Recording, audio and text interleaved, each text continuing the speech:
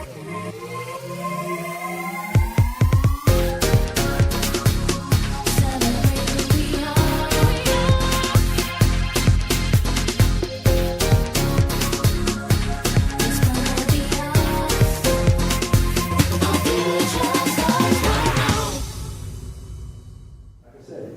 you are the copyright holder, you're automatically the publisher.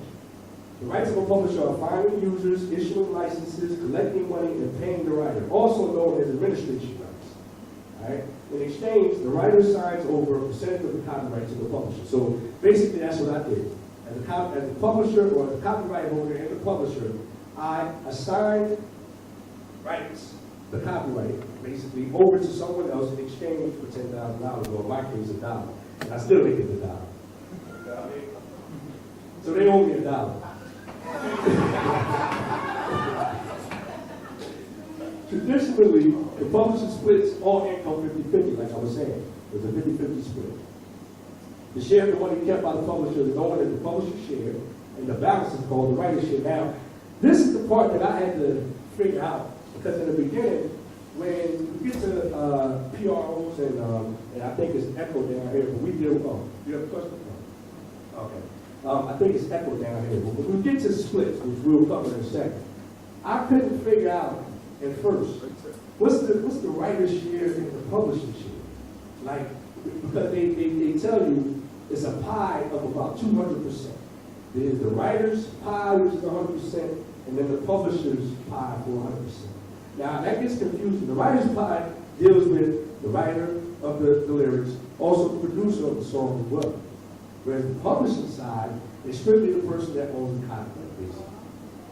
So that's how you do your splits. Whenever you're doing work, you say, okay, and it's very simple if you're the copyright holder and the writer, because that's everything is you. But when you start breaking it down and you give it away or you assign somebody your publishing rights, then that's when it becomes tricky, because you're still the writer, but then there's another person that's also the publisher as well. So keep that in mind. Many writers keep their own publisher, like I'm saying, especially well-established writers.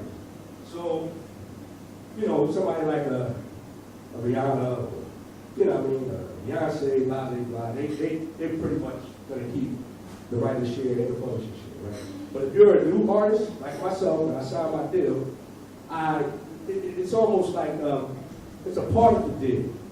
We're not going to sign you unless you sign over a piece of your publisher.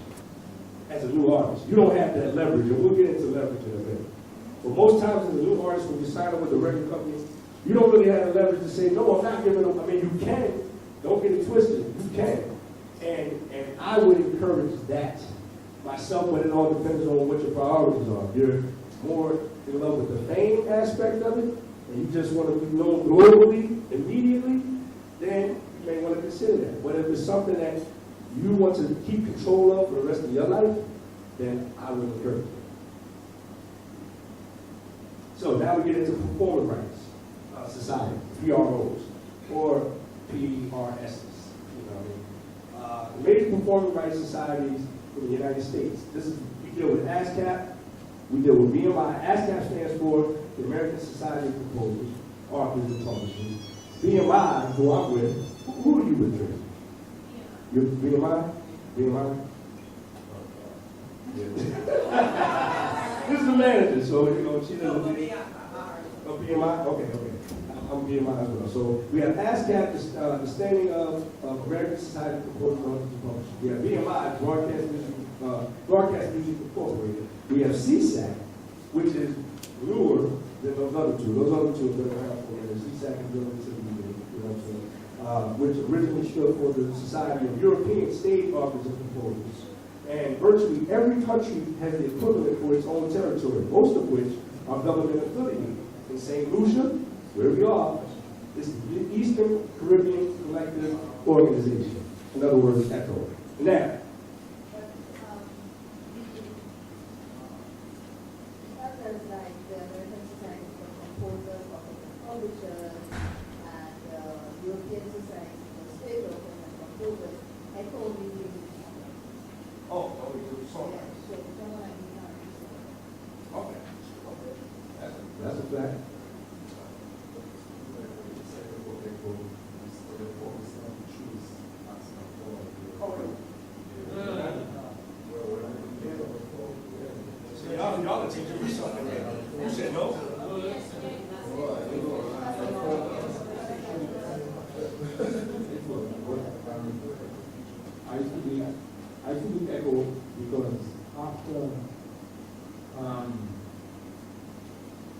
encouraged by the UN.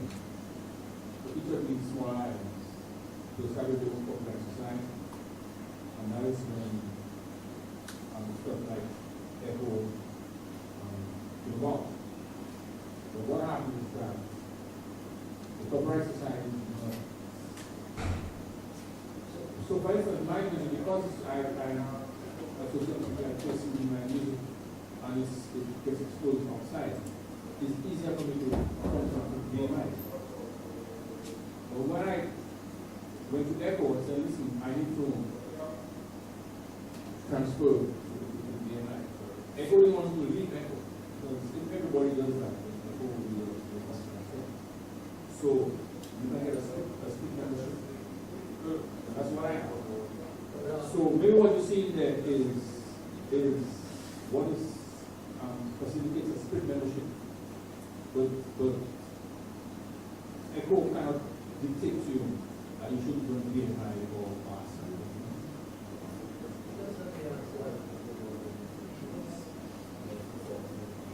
ECHO has reciprocal arrangements with all the big organizations, PRS, BMI, as well. So once you're a member of ECHO, you automatically, if your product is used in any other part of the world, they are represented by one of those organizations. You can see that in Europe.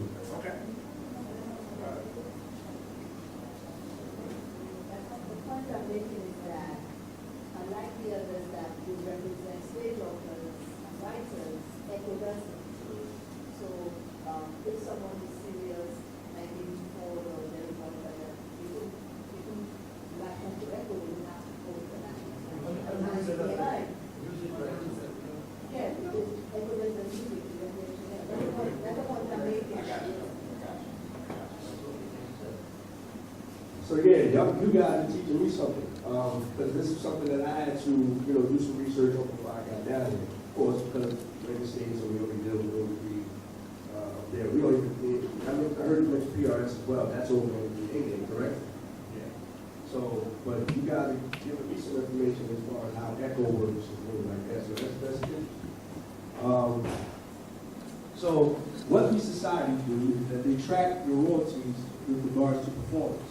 Whether it be, in case you didn't know, whether it be playing on a record, if they're playing your material inside of a restaurant, if they're playing your material inside of an elevator, their job is to track, or live performances, their job is to track all of your performances and create a monetary situation based off of your plays, based off of,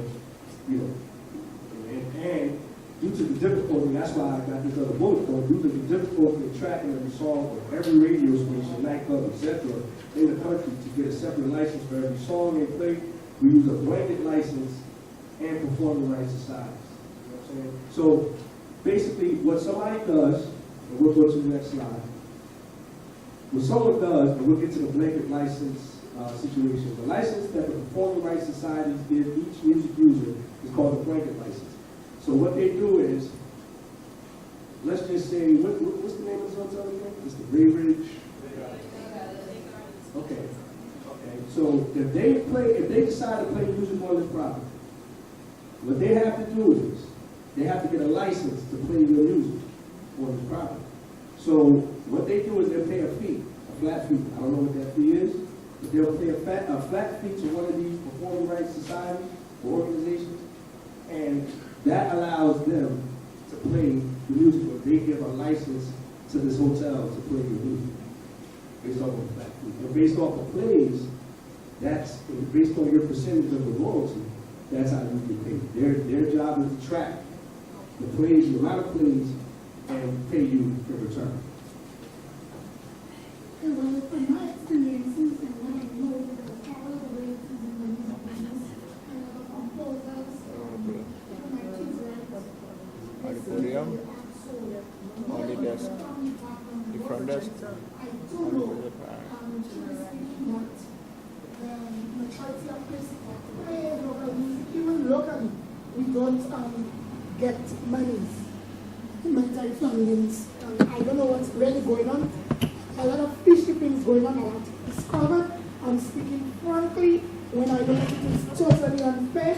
although I am fully acceptable, like it's Caribbean vibe and we accept Caribbean people, but if we have to be open as an artist, to be quite honest and elaborate, I don't think we get enough compensation for our works, both writers and performers. It's unfair, it's spending, and artists are kind of people, I don't know, for some people, but we should be open, and it's a way of expressing the way you feel in a righteous manner, by writing, by performing, and by miming even, and we have it in us genetically from our slave masters, where we did it with the drums, so we actually inherit it. And when you come and you speak about what's really affecting you, people have a problem with it. But as an artist, I'm open, I intend to be as a composer also, and I want to get my kids into the business. And these are some of the things that make some writers and performers run away from the industry until they will get things on an international scale where you see everybody locally want to embrace them completely. And it's not because I'm fighting our own, because I'm knowledgeable of certain things that others are not knowledgeable of, and I have to let it out. And I spoke with network media houses as well from a very tender age, and I speak both languages. And sometimes I want to speak in Creole and be quite elaborate to explain to the people what's going on.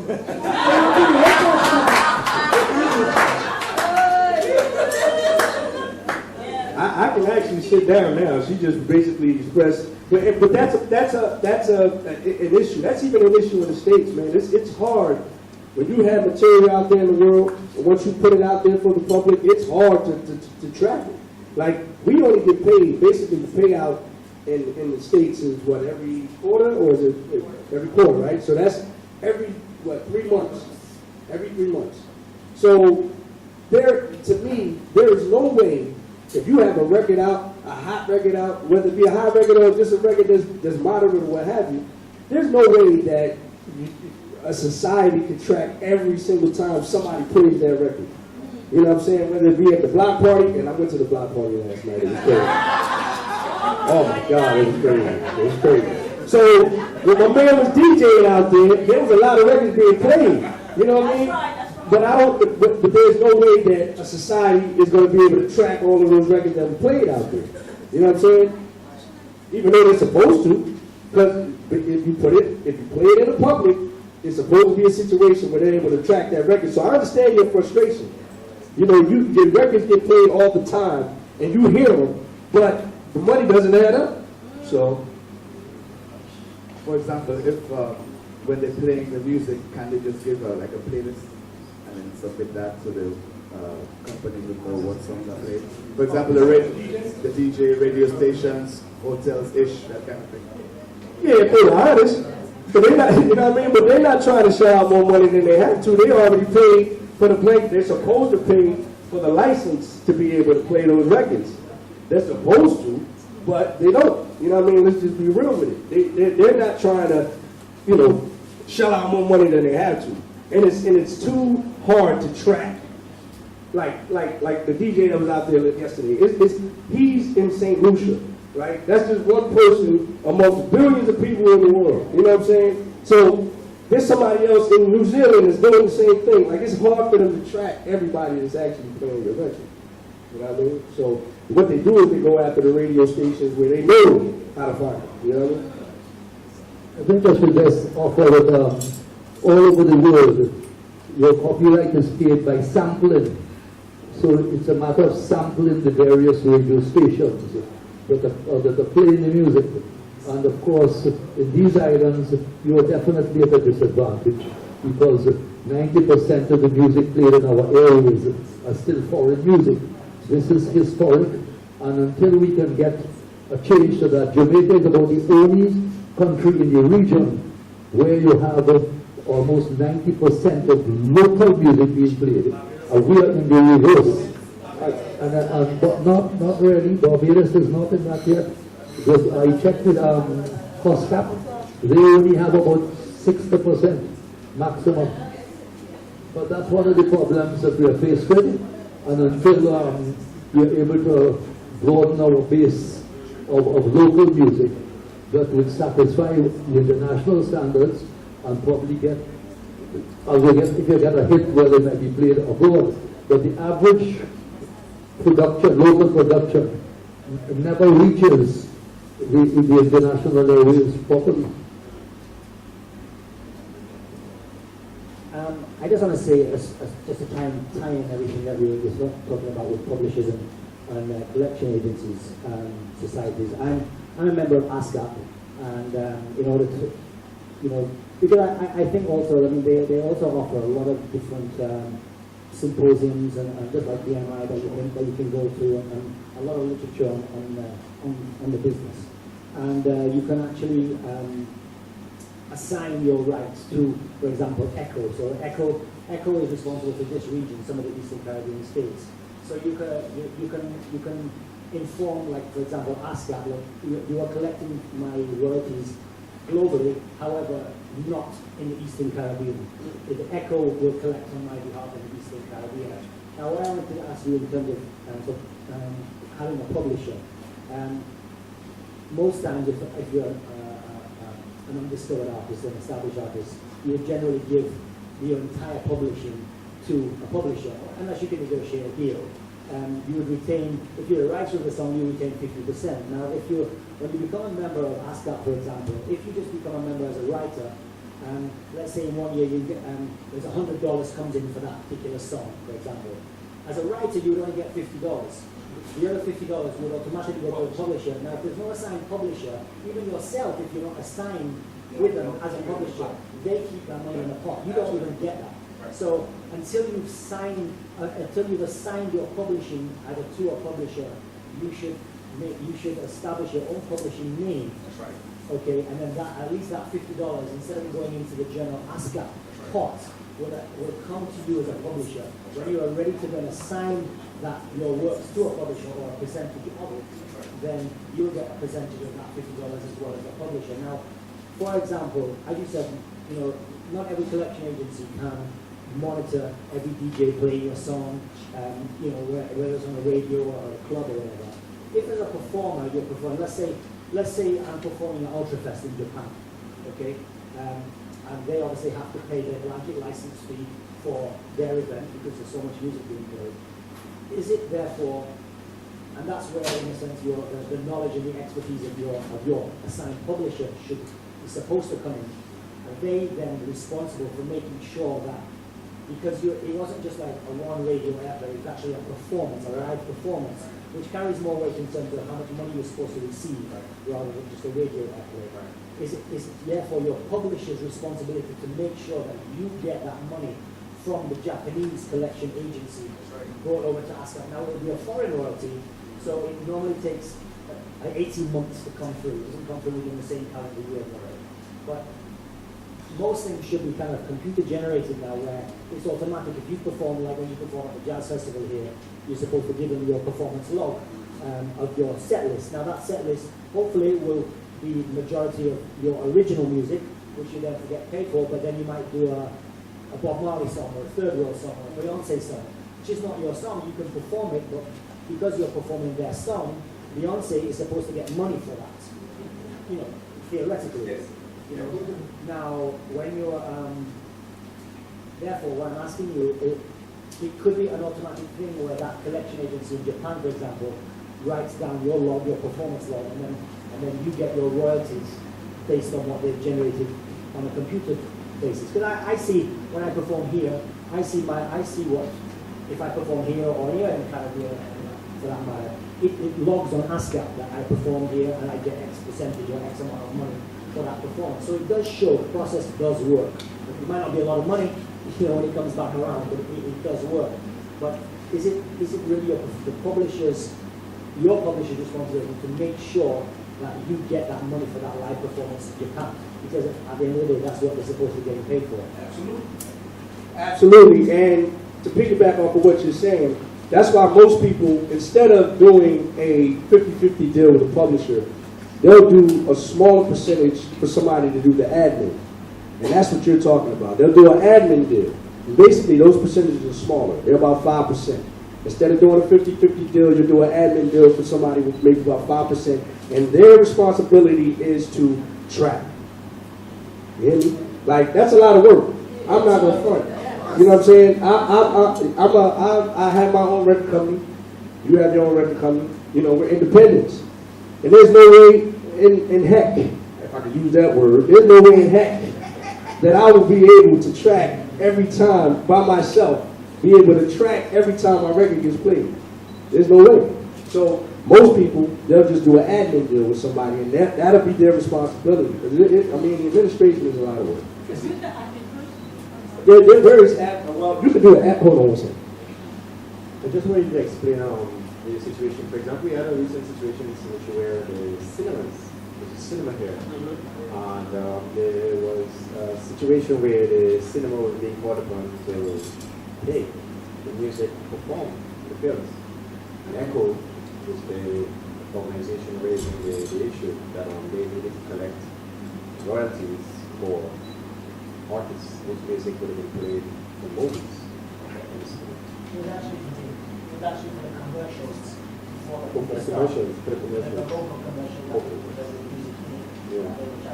Not the actual movie. Not the actual movie. So the jingles, commercials before the movie starts, the artists, the local artists are saying, well, wait a minute, we do these promotional campaigns, and if they run every time they play, we need to get paid. Can you explain that? Are you asking me to explain what they should get paid for, or who should be tracking the actual? Well, the cinema actually plays these regularly. Right. We are just saying, ECHO is saying on the opposite artists is that every time these commercials play, Yes. which naturally raises the person as to whether a movie supposed to like that. Well, and ECHO is correct. If you own the publishing, if you registered with ECHO to track, going back to tracking every time something gets played of yours, yes, the movie theater, they're going back to the blanket license that we're talking about. The movie theater is supposed to play ECHO, well, at least in the States, let's just say if I'm with BMI, they're supposed to pay BMI a flat fee for the blanket license.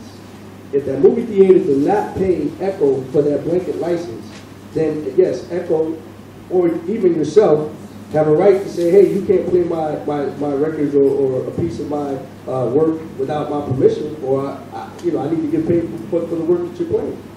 So yeah, ECHO has a right to raise that and be able to collect money for it.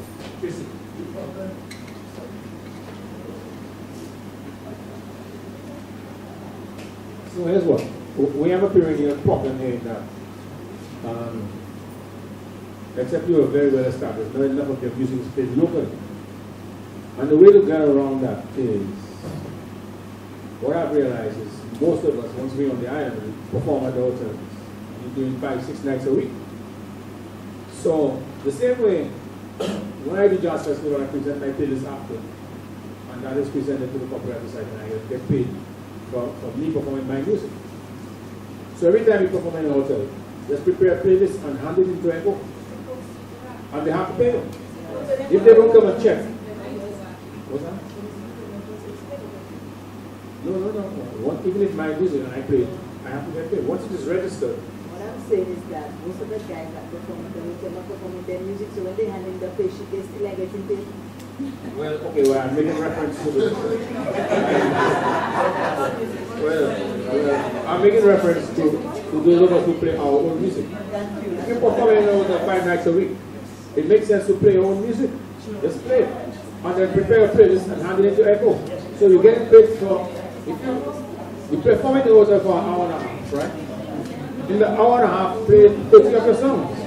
That goes back to the administration aspect of it. You have to do your due diligence and follow up. If you care about your music like that and you want to be paid monetarily for the play, then if you're not going to hire somebody and give away a percentage of your publishing to do the work, then you have to do the work yourself. And I think that's what you're alluding to. Yeah, just play your song. And prepare your list and give it to ECHO. ECHO has to pay you because they did not come to check. And if you presented your list for the night, and you presented a list for 5-6 nights a week, and you do that for a whole year, you'll be all right. Very well put, boo.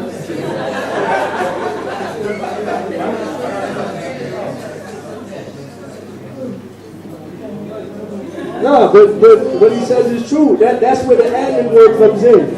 Like again, it's a lot of work. But if you care about your property that much, you will put in the work. It's as simple as that.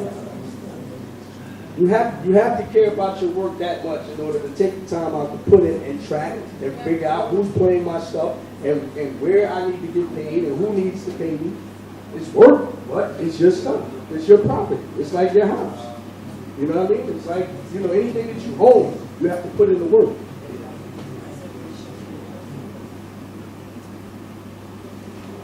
Technical difficulties. What happened? I could read on here. So, we'll keep the party. Oh, here we go. Here we go.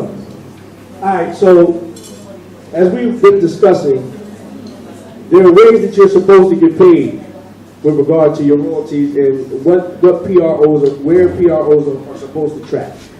The division of payment is based on radio airplay, television airplay, digital streaming data, and that's where it is happening right now, online, YouTube, and all the various online applications that are playing music now.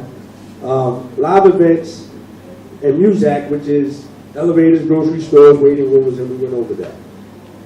So now, we get into copyright registration, and this was a point that was raised yesterday by my man. There was a confusion with regards to registering, or where do you go to register for a copyright? Somebody said it was echo, and it didn't sound right, and there was a discussion yesterday. So, in my research, St. Lucia copyright registration. St. Lucia has 3 international copyright agreements and is a member of the Berne Convention for Copyright. Have y'all heard of that? All right.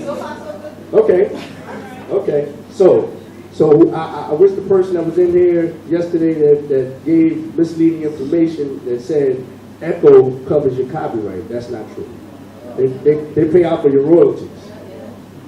Has nothing to do with copyright. Or some of it.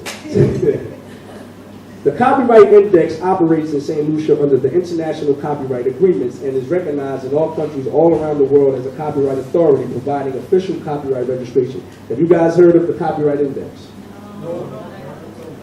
So I went online and I discovered the Copyright Index. The Copyright Index basically, in order to get your stuff, well, before we get into that, for everybody that's heard of the Berne Convention, how do you register for copyright under the Berne Convention? What is the traditional way that you do this? Anyone know? So nobody has a copyright on their work in here? Wow. This is interesting. I went to the U.S. route, the U.S. Library of Congress. Okay, you went to the U.S. route. The U.S., that's what I have. Okay. US. Okay. International. Oh, yeah, you do books.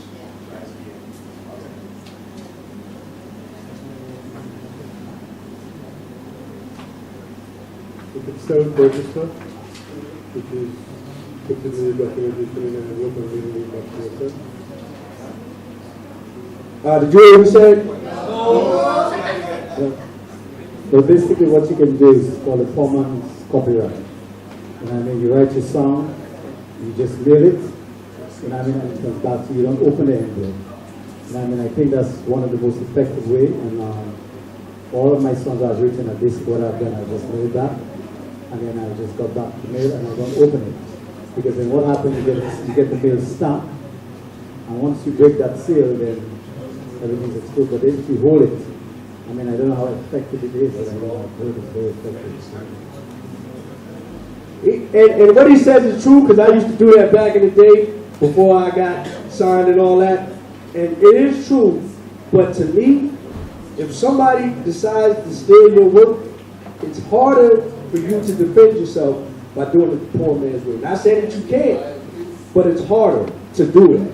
I would encourage everyone to copyright their work the right way, whether you go through the U.S. or you go through the Copyright Index. And I'll explain the Copyright Index. Like I said, I just did some research before I came here. Hold on one second. Matter of fact, write that down. Copyright it. Based on our discussion yesterday, when I said that Echo registers, I can register a song, what I was basically trying to say is Echo will go back for you. If you register a song, with Echo you become a member, they will back for you in the court of law if you are infringed. That's what I meant yesterday. So it means you have to become a member and you have to have songs registered, and they will use the legal arm to assist you if you infringe. That's what I meant. Thank you. And but my question to you is, how do they know that you own the right to the song? So basically, you can go to Echo, say you wrote a song, right? Somebody got a hold of it in their head. Say this man right here got a hold of your song that you wrote, and he went and registered with Echo. So they're going to recognize him as the owner of the copyright, right? So you don't have proof that you are the owner of the song, because this man got a hold of it and went to Echo, and now he's getting paid for it, right? So it would behoove you to get a copyright before you even go to Echo, you know? So if he goes and decides to register your song with Echo, you can say, hey, wait a minute, I got the registration right here. I own the right to this song. He has no right to go to Echo and register my song. He's not the owner of the work. That's what I'm saying. They're very bad for anybody that tells them I own the song. But if you did the work and he goes and registers with Echo, he's infringing on your copyright, but you can't prove it.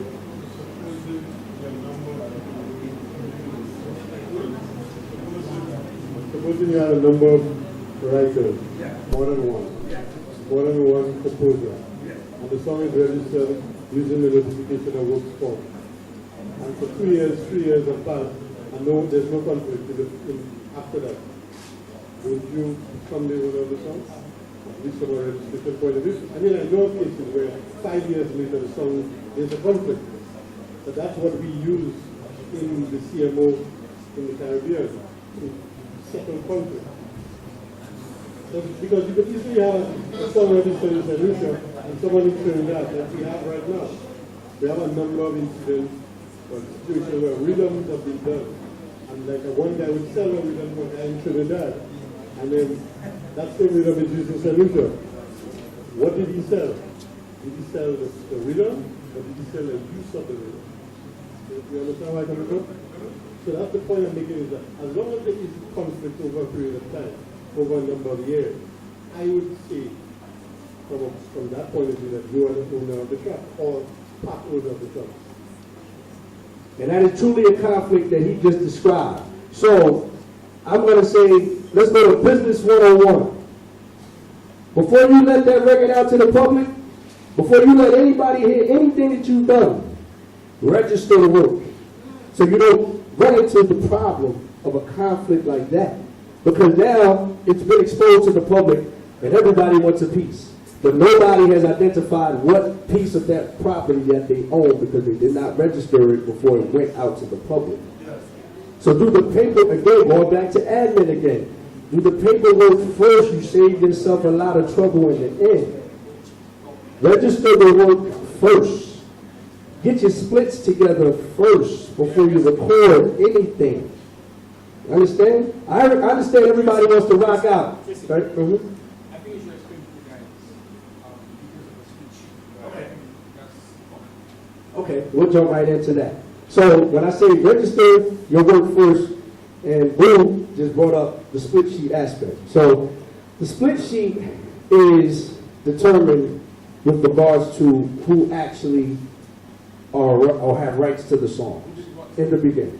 So you have your writer, you have your producer, right? You can also have somebody that just came in and did the hook, and just wrote the hook. That's a percentage of the work. You, as a collective, determine how the percentages are broken down. So from an easy aspect, if I'm the writer of the music, and then somebody comes in and writes the lyrics, that's an automatic 50-50. Most times. Most times. Depending on how much of the writing you did, that determines what portion of that writer's aspect gets split. Depending on how much of the production you did, if you got a production team, that determines what that split is. So, When we were talking about royalties and then we were talking about copyright, they said like there's the copyright where right, so like in that situation where me and the producer we put down the work, that's all writers. that's just our royalties now. For example, if we put it out, like I'm the muscle behind putting it out there, so I'm the publisher, we putting it out. Depending on the writer sold you that. Well, this is me and the producer. Right, so you and the producer own the song, you own the work collectively. So basically, you're the writer and the publisher at that particular time. Right.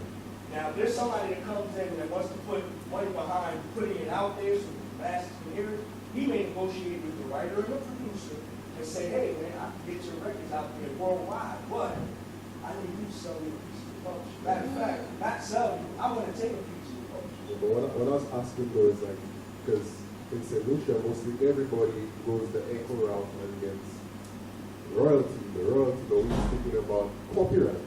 Right. As something else. So what I'm saying in a situation where it's 50-50 for me and the producer, when we go into copyright now, I mean, sorry, 50-50 me and the producer, we make the song. So you both own the copy. That's what I want to break down to. Exactly. When we go to copyright, this is the same percentage that me and the producer or whatever you guys negotiate. You know what I'm saying? You go to get the copyright first before you go to echo. Like I said, because that determines who owns the work, who has the right to assign the work to anybody. You know what I'm saying? Everything. Copyright precedes everything. That establishes ownership. Yeah, very good. I think 2 years ago, Echo published on their Facebook page a split sheet of percentages. Can you guys pull that out again? It was an article that you all had. Can you just bring it back up and distribute it among the members again? Because I remember I did see it. Yeah, they were giving what the percentage is, the 50-50, the 50-75-25, depending on who did what. There was an article by Echo on that, and I think it needs to circulate again. I don't know that Echo can determine what. Echo cannot put up a split sheet with the percentages because if I put in most of a song and a guy is in the room and he just contributed one line, but how would Echo know that? To predetermine the percentage of the song. A guy might only be worth 10% of the song. So the split sheet should not really determine the percentages prior to the writers filling it up.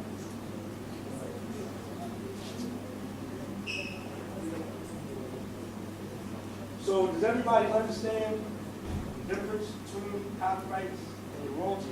Yeah. You got a clear understanding? Yes. Copyright first, that establishes ownership.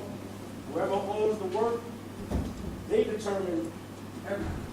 They determine the splits, they determine who they want to assign it to, they determine who's the publisher, because they're the publisher initially.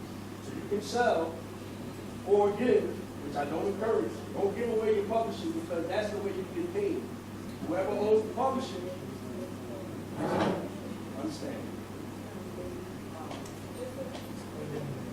So the singer that's not, if somebody writes music and somebody somebody writes a song, somebody produces, and somebody else sings, that singer gets not.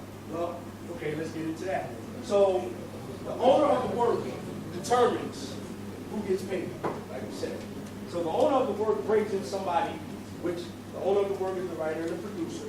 They want to bring in somebody because they can't execute it the right way. They need to bring in a vocalist. So it's a negotiation thing. You can either do a work for hire. And a work for hire is the person that actually does the work. As far as performing, they don't own the work. They got paid up front to come in and be a vocalist.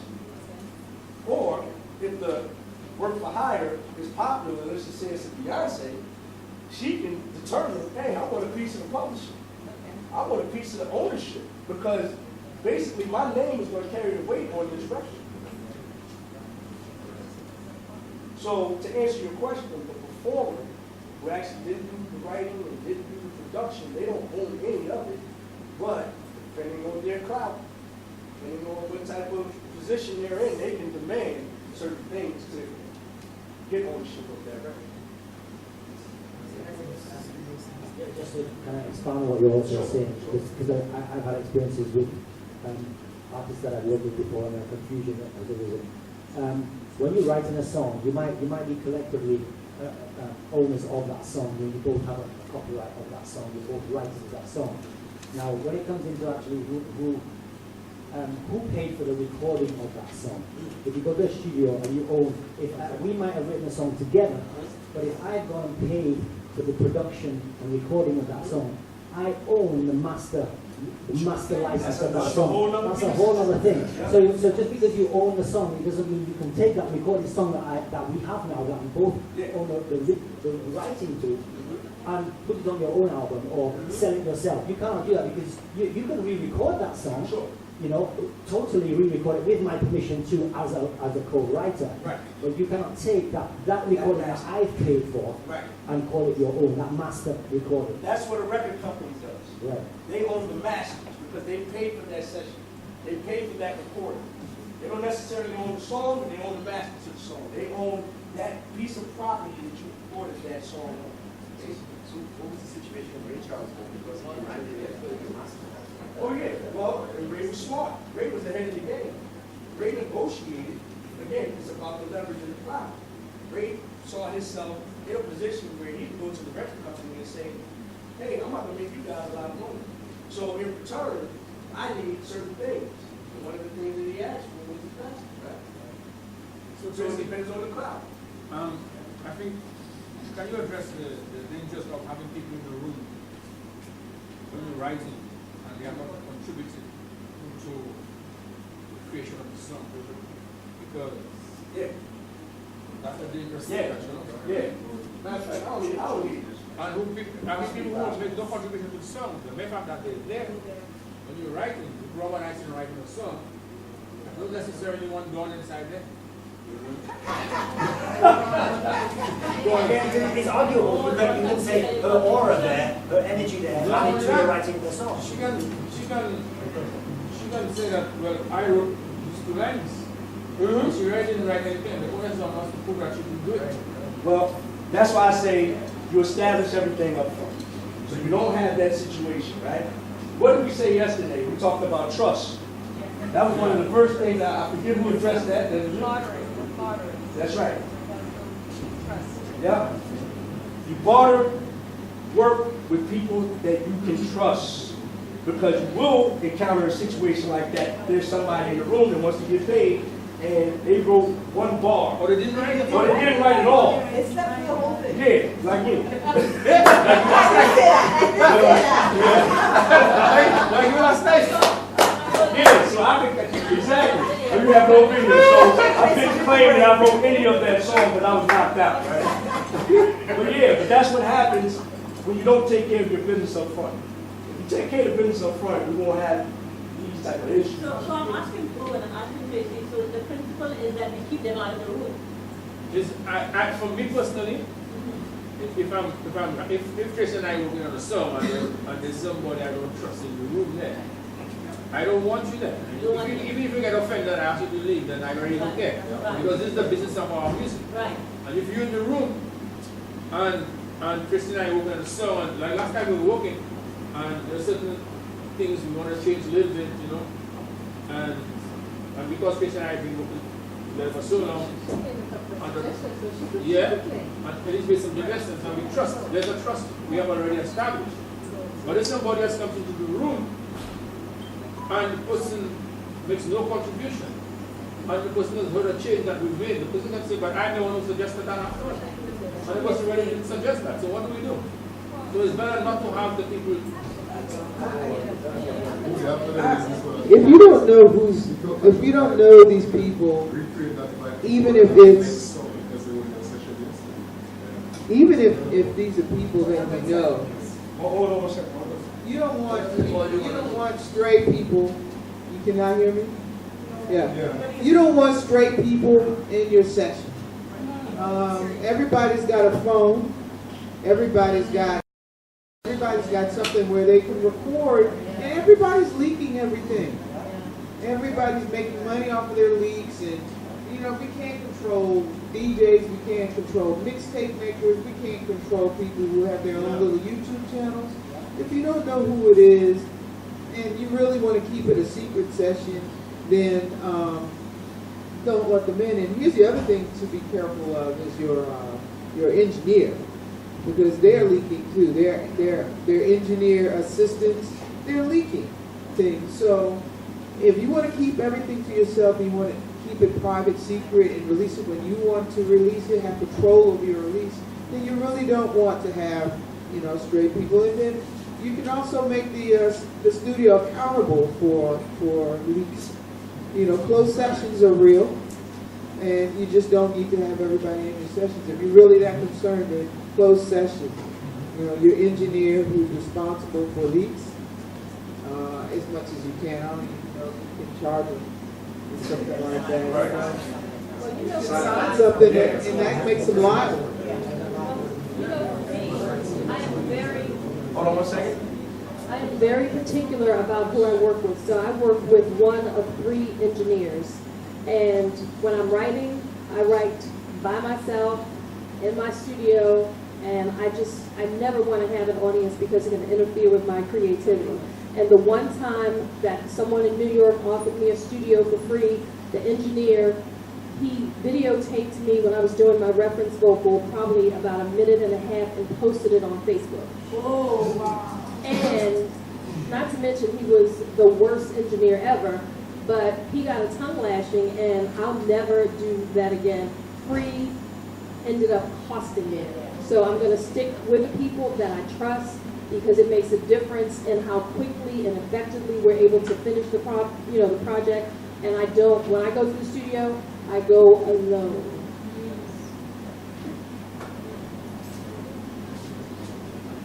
So with all of that being said, we have to trust. We have to trust the people that we trust. All of that being said, They want to hear you, that's why. you mentioned that we should go with people that we trust. However, human beings, and then to break your trust. Would you recommend, after writing a song, even before you send it to the producer, you recommend and registering the song? Because when you hear it, to break your trust. That's right. So anybody that didn't hear that, if you're a writer of the song, before you actually record it, remember, I said it in the beginning, the lyrics are copyrighted. The music is copyrighted. If you put it all together, that's copyrighted. So if you're the writer of the song, I would suggest that you, and especially if you know you're going to be working with somebody that you never met before, you just heard about this person, you feel like it's going to be magic and all of that, go copyright the lyrics first. Exactly. And then I can write on demos. I can write a demo on Yeah, the song. yeah. Exactly. Copyright everything. As the owner of the work, copyright everything. Just a question. For instance, if I'm an artist, right, and I decided to record a song, and I choose to have 2 female vocalists, 2 backup vocalists, and I pay that vocalist up front to contribute to my song, and then my song now decided to make international market. And then 2 years after, the backup vocalist say, well, I need a piece of the pie. What do I have to do? Absolutely nothing. You own the work. You paid them for their work. You paid them for the service, right? Unless they negotiated that in the beginning, so you could be a nice guy and negotiate it later. Oh, absolutely. Document everything. Copyright everything. Just for those instances right there. If you gotta have somebody sign a non-disclosure in your session, if you feel like you don't trust everybody that comes through, as a lawyer, I'm saying protect yourself. Make them sign some paperwork in the beginning so you don't have issues in the end.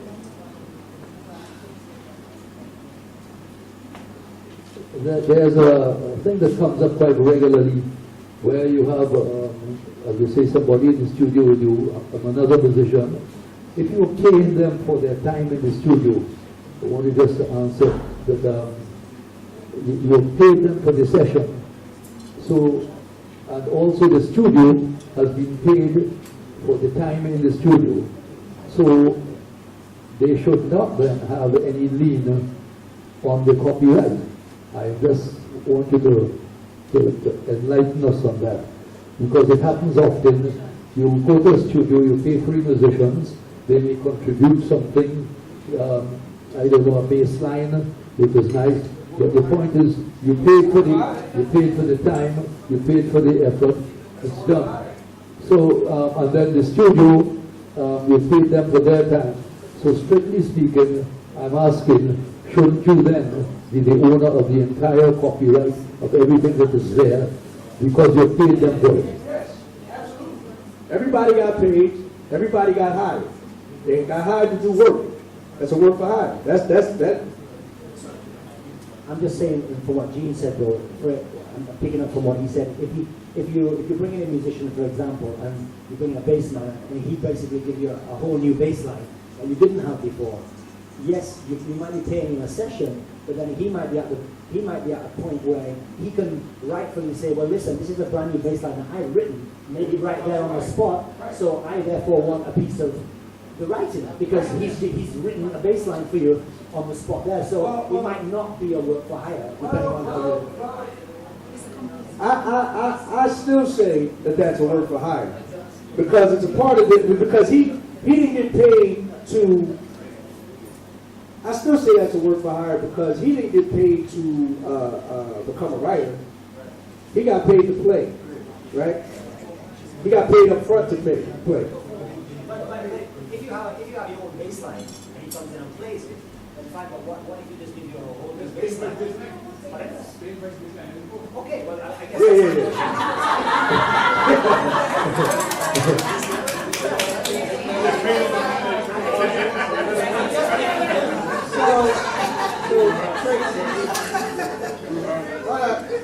So what's going on in U.S. Congress and in the Senate now is that they're working on a lot of bills that regulate copyright and ownerships and what people are getting paid as performers and even as producers and engineers, and how they collaborate. Because usually, sometimes you can't even track, they contribute something that can't be tracked. So that's about to change even more so. They're working on it now. Just as recently as a couple of weeks, some real progress has been made in the House and the Senate on the AMP Act. Well, not specifically that act, but definitely on copyright rules and adjusting how producers and singers and performers get paid. That's a whole different issue about ever-changing world. Yeah, but we're working really hard on that now in the U.S. So expect that to change pretty much everywhere, because the U.S. has its own issues. The who gets paid in the U.S. and they don't even have reciprocal rights between other countries because they don't pay everything. And that would be mainly like radio. And it's all because of congressional rules that are outdated. So that's something totally different. But that's pretty cool. It's coming, and it's something that we have to consistently work on, definitely in the U.S., but I can imagine that you will be dealing with it as you deal with the U.S. and for yourself. Okay, I got another question. I'm going to give out another CD. Does anybody know what the 360 deal is? Who said yes?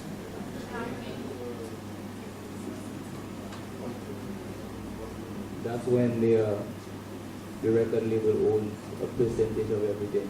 All your sales, merchandise, stores, everything. Is that what he said? That's the common contract. Like that didn't exist when I was an artist, but because record sales have been declining, the record company it's like, well, we're not getting paid as much as we used to off of the record sales. So you as the artist, since we're kind of responsible for your name getting out there, we want a piece of the action on everything that you do. From the record sales, to the performances, to if you get a movie deal, to a branding opportunity with Heinz Ketchup. We want it on everything. We want a percentage of everything that you do that has your likeness and image as a part of it. Do you guys agree with the 360 deal? Is it, and I've always had, it's crazy. They want a piece of everything. But in return, in all fairness, this is the difference between being an independent and being a signed artist. Depending on how famous you want to be. So do you want the fame or do you want the money? That's the question. And since you said, I would assume that because they also have to pay for everything, they show, have to get your shows. Yes, yeah, because they have a vested interest. They have a vested interest. Yeah, I mean, you know, it depends on where you are in your career. Like me and myself, I'm not interested. Like I've been down that road, I've seen what it is, but I wouldn't discourage, like as an attorney, when I'm dealing with artists, and especially younger artists, I come across these situations all the time. I give my legal advice just to put everything on the table as to what the contract is, what you will get in return, and this is something that I never had. I never had the opportunity to make an informed decision because of the nature of the lawyer that I had, and I explained in the beginning, because he didn't know. So I like to give my artists that I deal with everything that's on the table, and have them make an informed decision as to what they want to do. I don't, at least intentionally, I don't try to discourage them from signing a contract with a 360 deal clause in it. But me personally, I wouldn't do it as an artist, and that's one of the problems with wearing double hats. Do you think it's wise that you sign, if you deal with the record company, do you think it's wise that you deal with the record company lawyer? If you sign up for record, for instance, if I decide to sell a song, do you think I should deal with the song lawyer? Absolutely not. That's a conflict of interest. That's a conflict of interest. No. You get your own attorney. You don't hire the record company's attorney. That's double dipping. They really gonna rate cross my language, but they're gonna get you. Because they're working on behalf of the record company. My goodness. All right, listen, we can go on forever with this conversation, man. But I have to pass it to my esteemed colleagues as we get into the next phase of the music. Ladies, I thank you for your time.